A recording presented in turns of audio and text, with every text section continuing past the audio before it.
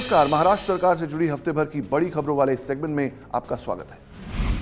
नागपुर में मुख्यमंत्री देवेंद्र फडणवीस और केंद्रीय सड़क परिवहन एवं राजमार्ग मंत्री नितिन गडकरी ने महारेल द्वारा निर्मित 4 रेलवे ओवरब्रिज, 4 भूमिगत मार्ग और 1 रोड अंडर ब्रिज का लोकार्पण किया। इन परियोजनाओं का उद्देश्य रेलवे फाटकों पर यातायात की भीड़ कम करना, आवागमन को सुरक्षित और सुगम बनाना और लोगों का समय बचाना है। इस अवसर पर मुख्यमंत्री फडणवीस ने अगले 3 वर्षों में राज्य भर में 145 रेलवे ओवरब्रिज बनाकर महाराष्ट्र को रेलवे फाटक मुक्त बनाने का लक्ष्य दोहराया। नागपुर में मुख्यमंत्री फडणवीस ने सफाई कर्मियों के लिए स्वप्न पूर्ति आवासीय परियोजना का भूमि पूजन किया।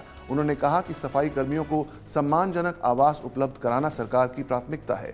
मुख्यमंत्री ने सफाई कर्मियों के आश्रितों को अनुकंपा के आधार पर 500 नियुक्ति पत्र देने का आश्वासन दिया और कहा कि सरकार उनके आवास, रोजगार और सामाजिक सुरक्षा से जुड़े मुद्दों के समाधान के लिए लगातार काम कर रही है। महाराष्ट्र में जितने सफाई कर्मचारी भाई बहन हैं, सभी को 300 स्क्वायर फुट तक हम मकान बिना पैसे का मुफ्त में देंगे, ये निर्णय हमने किया। नागपुर के दाभा क्षेत्र में निर्माणाधीन अंतर्राष्ट्रीय कृषि प्रदर्शनी एवं कन्वेंशन सेंटर का मुख्यमंत्री फडणवीस ने निरीक्षण किया और कार्य की प्रगति की समीक्षा की। उन्होंने कहा कि अत्याधुनिक सुविधाओं से सुसज्जित ये केंद्र कृषि प्रदर्शनियों के साथ साथ राष्ट्रीय और अंतर्राष्ट्रीय सम्मेलन और साथ ही व्यावसायिक आयोजनों का प्रमुख केंद्र बनेगा। लगभग 235 करोड़ रुपए की लागत से विकसित हो रहा यह केंद्र देश का सबसे बड़ा कृषि कन्वेंशन सेंटर होगा, जिससे नागपुर को नई पहचान मिलेगी। साथ ही कृषि, निवेश और एग्री बिजनेस को बढ़ावा मिलेगा।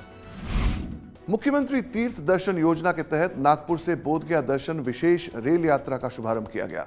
मुख्यमंत्री देवेंद्र फडणवीस ने हरी झंडी दिखाकर करीब 800 वरिष्ठ श्रद्धालुओं को लेकर विशेष ट्रेन रवाना की।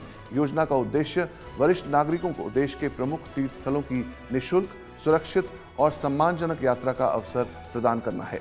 इस पहल से श्रद्धालुओं को भगवान बुद्ध की पावन तपोभूमि के दर्शन और आध्यात्मिक अनुभव का अवसर मिलेगा। पुणे में मुख्यमंत्री फडणवीस ने जगतगुरु संत ज्ञानेश्वर माउली की पालकी के दर्शन कर प्रदेश की सुख समृद्धि की कामना की।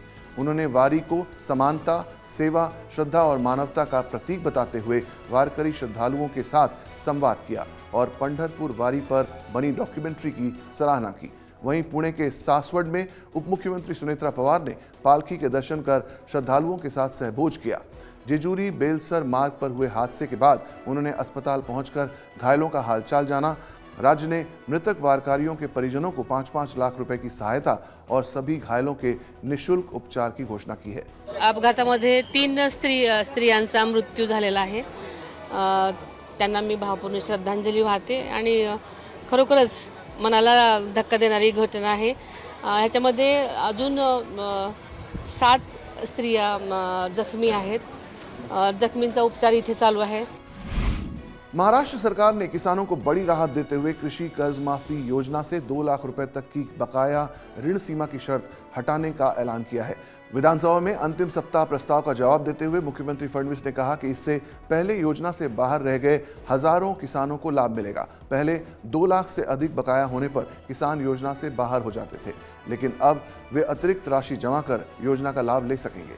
उन्होंने साइबर अपराध, 58 करोड़ के डिजिटल अरेस्ट घोटाले, बोगस बीजों पर कार्रवाई, कानून व्यवस्था, पुणे जहरीली शराब कांड, ऊर्जा आपूर्ति और नलगंगा वैनगंगा नदी जोड़ परियोजना समेत कई जनहित के मुद्दों पर सरकार का पक्ष रखा। महात्मा फुले कर्जमाफी योजनेतले जे लोक होते, ज्यांना 50,000 रुपयापर्यंत आपण म्हटलं होतं, त्यांनाही 2 लाखापर्यंत कर्जमाफी झाली। आपको बता दें कि महाराष्ट्र विधानमंडल का मॉनसून सत्र विकास, निवेश, जनकल्याण और जनहित के मुद्दों पर केंद्रित रहा। विधान परिषद में उप मुख्यमंत्री एकनाथ शिंदे ने विकास, परिवहन, आवास, रोजगार और क्षेत्रीय विकास के प्रति सरकार की प्रतिबद्धता दोहराई।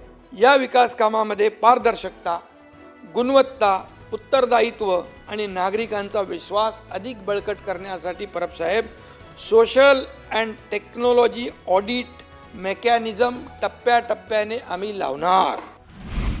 तो ये थे इस हफ्ते के महासरकार डायरी के प्रमुख अपडेट्स। अगले हफ्ते फिर मिलेंगे। देखते रहिए आज तक।